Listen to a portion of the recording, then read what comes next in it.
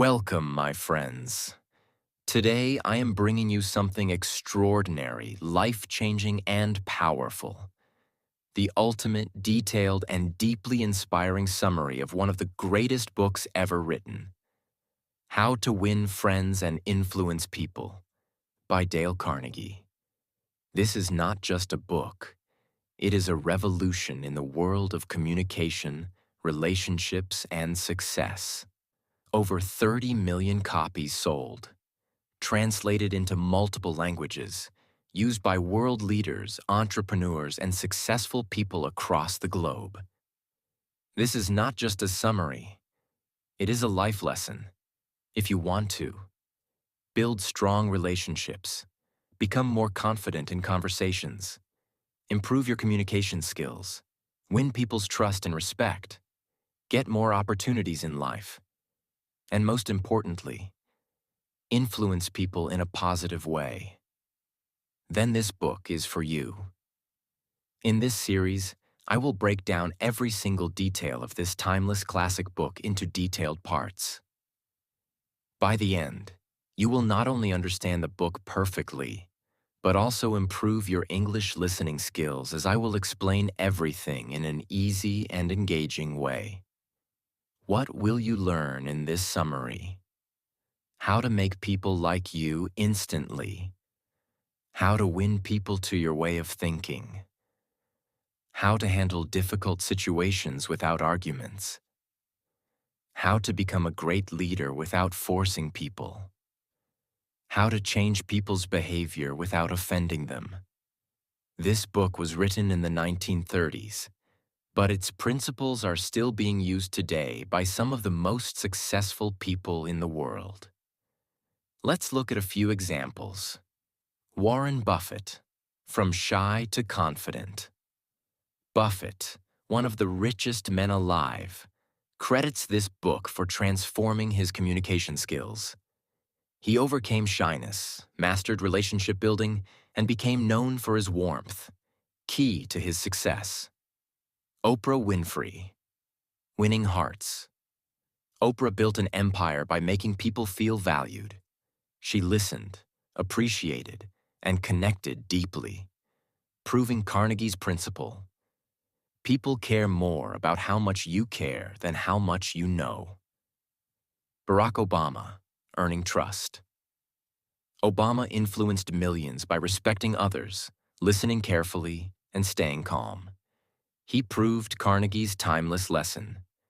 Respect builds influence. To truly understand this book, you must first understand people. What do people really want? Why do they behave in a certain way? Carnegie says, dealing with people is the biggest problem you will ever face in life. Whether it's your job, relationships, business, or social life, your success depends on how well you understand and connect with people. Lesson 1. The most important thing people want. The one thing that every human desires, more than money, fame, or success, is to feel important. People crave recognition, respect, and appreciation. Carnegie gives a brilliant example of Charles Schwab, one of America's greatest business leaders. Schwab once said, "The way to develop the best in a person is by appreciation and encouragement." He understood that people will always do more for those who make them feel valued. Think about your own life. When someone truly acknowledges your efforts, how does it make you feel? Energized? Inspired to do better? That's the power of appreciation. But the key is sincerity. People can sense fake compliments, and they reject them. Example: imagine you're in a restaurant and the waiter brings your food. You can either just take the plate and ignore him, or you can smile and say, "Wow, this looks delicious. Thank you so much." What happens? The waiter will instantly feel valued and respected. That small action can change his mood, make him happy, and create a positive experience. Lesson: if you make people feel important, They will like you and remember you forever. Lesson 2. The worst mistake you can make in any relationship. Carnegie says, never criticize, condemn, or complain. This is one of the biggest secrets to success in both personal and professional life. Criticizing people makes them defensive. Condemning, blaming others only creates enemies. Complaining makes you negative and unlikable. Imagine you are a manager and one of your employees makes a mistake. You can criticize him. You always mess up. Why can't you do things right? This will make him feel insulted and demotivated. Or you can handle it wisely. Hey, I noticed an issue in the report. Let's see how we can fix it together. This makes him feel respected and willing to improve. Lesson. Instead of attacking people, help them improve with kindness and encouragement. Lesson 3. The power of appreciation. Carnegie teaches us that people will do anything for those who genuinely appreciate them. The key word here is genuine. How to apply this in your life. At work. Instead of just saying, good job, tell them exactly what you liked. Your presentation was so clear and well-structured. It really helped us understand the topic. In relationships, instead of ignoring small efforts, say, I love how you always make my coffee just the way I like it. With strangers, if a security guard is standing outside in the cold, say, I really respect the hard work you do. Thank you. Carnegie tells the story of a businessman who had trouble with his employees not working hard. Instead of criticizing them, he started appreciating their small efforts. Guess what? Their productivity doubled. Lesson. People work harder, love more, and respect you more when they feel appreciated. Lesson 4. The magic of a smile. Carnegie says, your smile is a powerful tool. People judge you within the first few seconds of meeting you. Your posture, your body language, your facial expressions. All of these create an instant impression. If you enter a room with a serious face, a cold expression, and no energy, people will feel uncomfortable around you. But if you enter with a warm, genuine smile, people will feel an instant sense of comfort. A smile is a universal language. You don't need words. A smile can win people's trust before you even speak. But the key is genuineness. A fake smile is worse than no smile at all. A real smile comes from positive emotions and true warmth. A simple smile can make people trust you instantly, make you look confident and friendly, turn enemies into friends. Imagine two shopkeepers. One always looks serious, never smiles. The other always greets customers with a warm smile. Who do you think will have more customers? Of course, the second one. People love positivity and warmth. Lesson. Want to be more likable? Start smiling more. Lesson 5. The most beautiful sound in the world. Carnegie says, a person's name is the sweetest sound to them. A person's name is the most important word in the world to them. When you use their name, it creates an instant bond. People love hearing their own name. It makes them feel special and valued. It creates an instant connection. If you meet someone named Jackson and you say, hey, nice to meet you. Or you say, Jackson, it's really great to meet you. Which one do you think Jackson will remember? The second one, because his name makes it personal and memorable. Lesson. Next time you meet someone, use their name often in conversation. Lesson 6.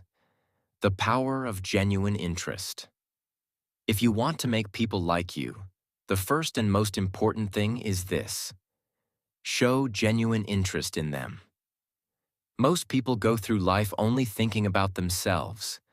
They wake up thinking about their problems, their goals, their dreams. They enter conversations only to talk about themselves, waiting for their turn to speak instead of truly listening. But the secret to being likable is the opposite. If you want people to like you, make them feel important by showing genuine interest in them. Imagine two different conversations. In the first conversation, a man meets a colleague and says, "Hey, how are you?" without even waiting for an answer. Then he starts talking about his own life, his achievements, his problems. In the second conversation, another man meets the same colleague, but instead of talking about himself, he asks, "How have you been? What have you been working on these days?" And when the colleague answers, he listens with full attention, asks follow-up questions, and makes the person feel valued. Who do you think will be more likable? The second one. Because people love talking about themselves. If you show genuine curiosity, they will feel an instant connection with you. Dale Carnegie tells a story about a man who went to a party and barely spoke about himself. He spent the entire evening listening to others, asking about their interests, and making them feel heard. After the party, someone told him, "You are the most interesting person I've ever met." But in reality, he had only asked questions and listened. People don't want to hear about you. They want to be heard. Lesson. So the next time you meet someone, forget about impressing them. Instead, be deeply interested in them. Lesson 7. The art of being a good listener. Being interested in people is one thing. But if you don't know how to listen properly, it won't work. Most people listen to respond, not to understand. Think about a normal conversation. Someone is talking, and instead of actually listening, you're already preparing what to say next. Your mind is waiting for the moment you can jump in. This is a mistake. Carnegie says that a true listener is rare, and because of that, a true listener is powerful. The greatest leaders in the world, from presidents to CEOs, have one thing in common. They listen more than they speak. When you truly listen to someone, you make them feel valued and important. And when someone feels important around you, they like you. There's a simple exercise you can do to become a better listener. The next time you're in a conversation, challenge yourself to not interrupt even once. Let the other person finish their thought. Instead of jumping in, take a moment and ask them something related to what they just said. This will shock them because they are used to people cutting them off. Once they realize that you're a good listener, they will feel a deeper connection with you. Lesson 8. The power of talking in terms of other people's interests. If you walk into a room full of strangers and start talking about a topic you love, but they don't care about, they will quickly lose interest. But if you enter that room, observe the people, find out what they are passionate about, and talk about those things, they will instantly enjoy your presence. Carnegie tells the story of a businessman who wanted to close a deal with a major client. He could have gone into the meeting talking about his company and what they offered. But instead, before the meeting, he researched the client and found out that he loved fishing. When the meeting started, instead of business talk, he said, "I heard you're a passionate fisherman. What's the biggest fish you've ever caught?" The client's face lit up. Instead of a boring business meeting, the two men talked about fishing for an hour. By the end of the meeting, the businessman got the deal. Why? because he talked about what the other person loved. If you want people to enjoy being around you, find out what excites them and talk about that. Lesson 9. The power of avoiding arguments. Have you ever won an argument but lost the person? That's what happens when people argue. Even if you're 100% right, if you destroy the other person's opinion, they won't change their mind. Instead, they'll feel humiliated, and their ego will force them to defend themselves. Dale Carnegie tells a story about a man named Ben Franklin. Franklin was once known as an arrogant and argumentative person, but he later became one of the most charming and persuasive men in history. How did he do it? He followed one simple rule: I will never argue with anyone. Instead of proving others wrong, he learned to ask questions, listen, and gently guide people to the right conclusion without making them feel foolish. One of the greatest minds in history, Socrates, used the same method. Instead of debating people aggressively, he would ask small, easy-to-agree-with questions. For example, instead of saying, "You're wrong," he would say, "Wouldn't you agree that?" and guide the conversation step by step. This method is called the Socratic method, and it is one of the most powerful techniques for influencing people.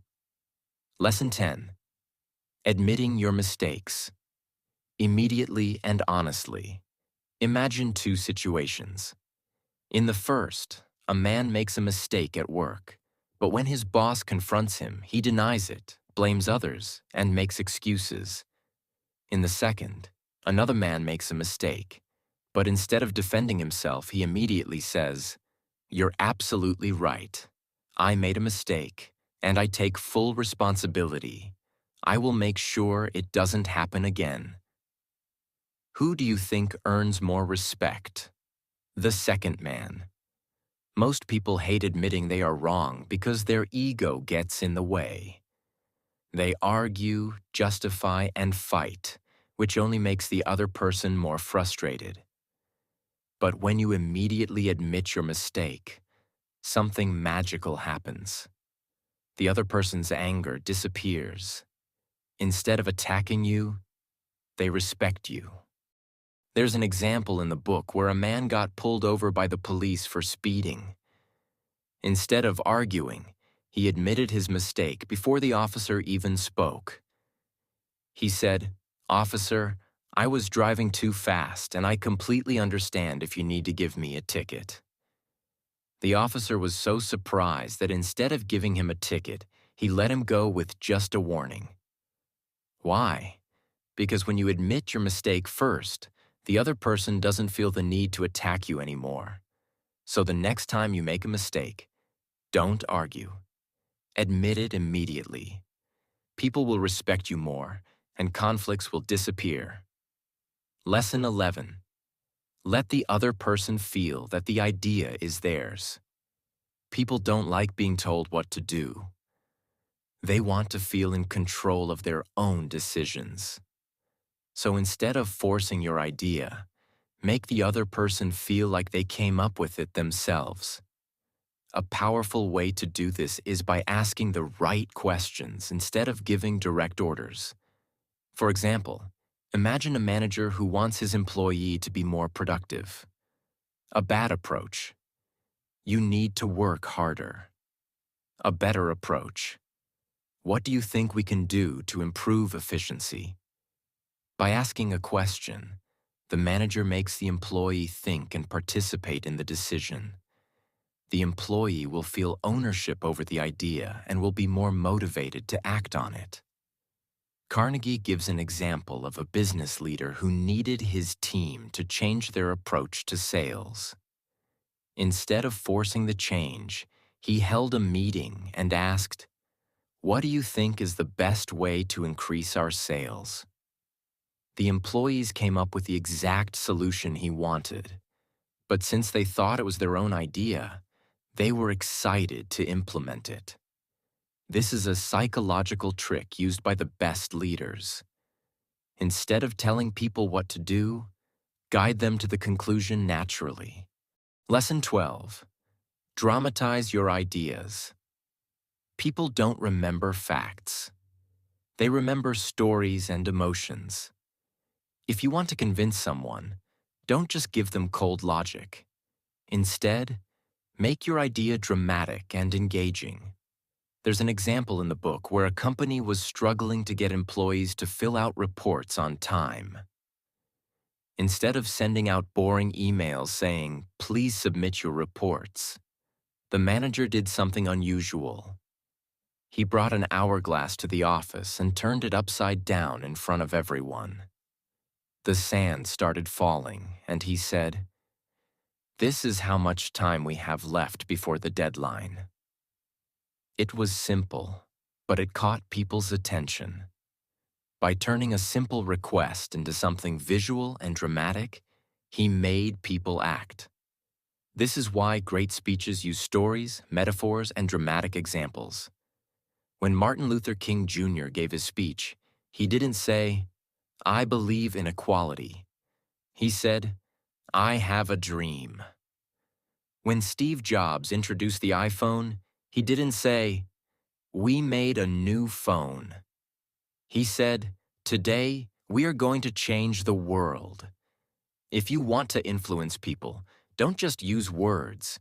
Use stories, visuals, and emotion. Lesson 13. Begin with praise and honest appreciation. Nobody likes to be criticized, even if they are wrong.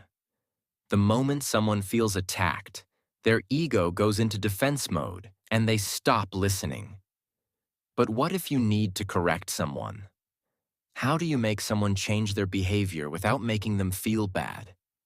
The answer: start with honest praise. For example, imagine you're a manager and your employee, Mark, is always late. If you directly say, "Mark, you're always late.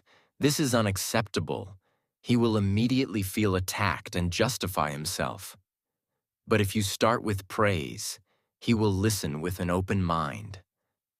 A better approach.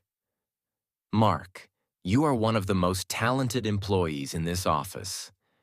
Your work is always excellent and your creativity is inspiring. I just have one small concern. I've noticed that you've been arriving late recently, and I know that's not like you. Is there anything we can do to fix this?" Now, instead of feeling criticized, Mark feels valued and respected. Because of this, he will be much more open to changing his behavior. People respond better to correction when they feel appreciated, not attacked. This technique is used by the greatest leaders. Instead of breaking people down with criticism, they lift them up with praise first, then guide them towards improvement. People don't like taking advice from someone who acts superior. But when you admit your own mistakes first, people become more open to listening. For example, let's say you are a father and you want to tell your son to stop procrastinating on his studies. Instead of just telling him, "You need to stop wasting time," a better approach would be, "You know, when I was your age, I used to struggle with procrastination too. I would always wait until the last minute to study, and it caused me a lot of stress. But then I learned a simple trick that helped me. Do you want to know what it is?" Now, instead of feeling lectured, the son feels understood. He sees that his father is not just giving orders. He is sharing his own experience. This technique is used by the best mentors, coaches, and leaders. They don't just tell people what to do. They show them that they have made the same mistakes, and they share how they overcame them. When people see that you have struggled too, they trust you more. And when they trust you, they listen to you. Lesson 14. Ask questions instead of giving direct orders. Nobody likes being told what to do. When you give someone a direct order, Their natural instinct is to resist. But when you ask a question instead, people feel in control of their own choices. Imagine you're a parent trying to get your child to clean their room. Instead of saying, "Clean your room now," you could ask, "How do you feel when your room is neat and organized?" By asking this question, you make the child reflect on the benefits of a clean space. When they realize it on their own, they feel more motivated to clean rather than feeling forced to do it. This method is used by great teachers and mentors. Instead of giving direct orders, they guide people to discover the right choice themselves. Lesson 15. Let the other person save face. One of the biggest mistakes people make is embarrassing others when they make mistakes. This damages relationships and creates resentment. The best way to correct someone is to help them save face. For example, if a coworker made an error on an important project, instead of exposing them in front of everyone, you could say, "I know you worked hard on this. I noticed one small thing that we could tweak to make it even better. What do you think?" By framing it this way, the coworker doesn't feel humiliated. Instead, they feel encouraged to improve. A great example of this principle comes from a story about Charles Schwab, a famous businessman. One day, he walked into a steel mill and saw his workers smoking in a no-smoking area. Instead of yelling at them, he took out a box of cigars, offered one to a worker, and said, "Would you mind smoking this outside?" By doing this, he corrected their behavior without embarrassing them. The workers respected him more because he treated them with dignity. If you want to change someone's behavior, always help them save face. If you attack their dignity, they will resist. But if you protect their dignity, they will listen. Lesson 16. Give the other person a reputation to live up to. People will rise to the expectations you set for them. If you tell someone, "You are careless and irresponsible," they will act that way. But if you say, "I know you are a responsible person and I trust you," they will try to prove you right. Dale Carnegie shares a story about a foreman in a factory who had an employee that was lazy and unmotivated. Instead of scolding him, the foreman said, "You know, I've been watching you and I see a lot of potential in you. You are one of the most capable workers here." The lazy employee was so inspired by these words that he completely changed his behavior. He started working harder because he wanted to live up to the expectation. This technique works in every area of life. If you tell a child, "You are very responsible," they will try to be responsible. If you tell a team member, "You are a great leader," they will step up as a leader. If you tell a friend, "You are always kind and thoughtful," they will act in a kind and thoughtful way. People behave according to the identity they believe they have. If you give someone a positive reputation, they will do everything they can to maintain it. This is how the best leaders inspire transformation in others. Instead of criticizing, they believe in people before they believe in themselves. And when you believe in someone, they rise to meet that belief. This is the power of influence without force. Lesson 17. Throw down a challenge. Inspire people to outdo themselves. People are naturally competitive. If you present something as a challenge, people will rise to the occasion. This is how leaders bring out the best in others. A restaurant owner was struggling to get his chefs to prepare meals faster without losing quality. Instead of demanding speed or threatening consequences, He used a simple but powerful challenge. One day, he gathered his kitchen staff and said, "Right now, our record for making a perfect steak is 12 minutes. I wonder if anyone can do it in 10, without sacrificing quality." At first, the chefs laughed, but the challenge sparked curiosity. One chef tried, then another. Soon, the entire team was competing to cook faster while maintaining perfection. Within weeks, the restaurant's service time had improved, and customer satisfaction had skyrocketed. Not because of pressure, but because the chefs felt excited to push their limits. How can you use this? If you're a manager, challenge your team. Last week, we finished this task in 3 days. Let's see if we can do it in 2 without cutting corners. If you're a trainer, instead of saying, "Do 20 push-ups," say, "Your record is 15 push-ups. I bet you can beat that today." If you're a parent, instead of saying, "Clean your room," say, "Let's see if you can finish before this song ends." A simple challenge can turn a boring task into an exciting goal. Instead of feeling forced, people feel driven. That's the power of motivation. Lesson 18. Become the kind of person everyone wants to follow. Ultimately, the greatest way to win friends and influence people is not through techniques, but through your character. If you become the kind of person who is genuinely interested in others, who lifts people up, who respects their dignity, and who makes them feel important, you will never struggle with relationships, business, or leadership. People are naturally drawn to those who make them feel good about themselves. If you apply all the principles in this book, you will not only improve your ability to influence others, you will become someone people truly admire and respect. This book is not just about winning friends.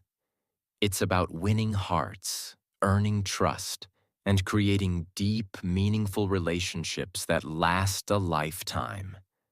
And if you master these lessons, you won't just change others, you will change yourself. And that is the greatest victory of all. Now that we've covered all the key lessons from how to win friends and influence people, let's take this knowledge to the next level. Many people read this book, feel inspired, but fail to apply its principles in their daily lives. Remember, success isn't just about what you know. It's about how well you communicate. Winning people's trust will open more doors than any degree or skill ever could.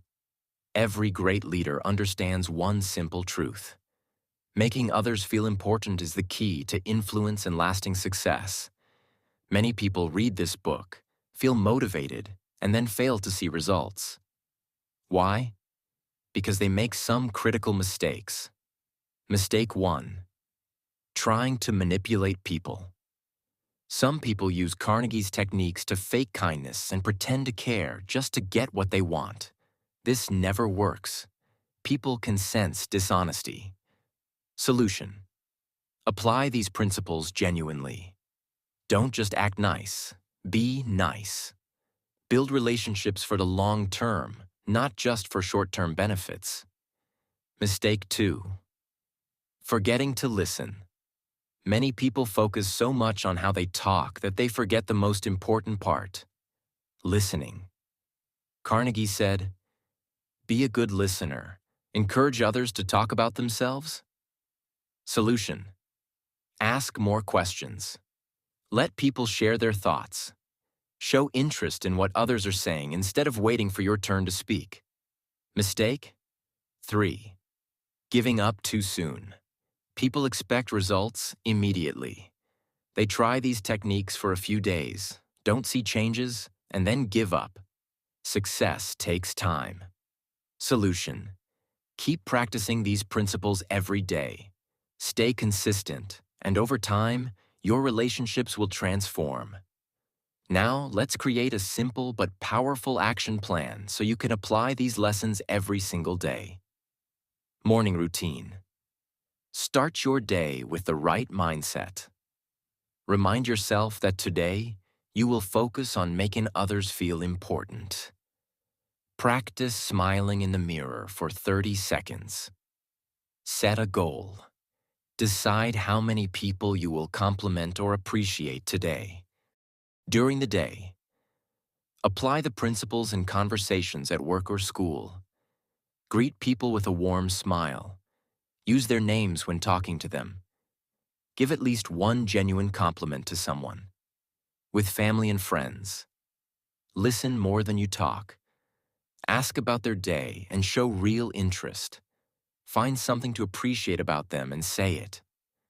In public places, be polite to waiters, shopkeepers, and strangers. Thank people whenever possible. Notice small details and appreciate them. By following this simple daily plan, you will not only improve your communication skills, but also become a person that everyone loves to be around. How to Win Friends and Influence People is not just a book. It's a life-changing guide that has transformed the lives of millions.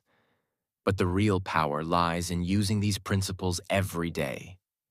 If you apply these lessons, you will win more friends effortlessly. You will become more confident and respected. You will attract more success, happiness, and opportunities. This is not just the end of the summary. It is the beginning of your transformation. Now it's time to apply what you've learned and start building the kind of life where people respect, admire, and trust you.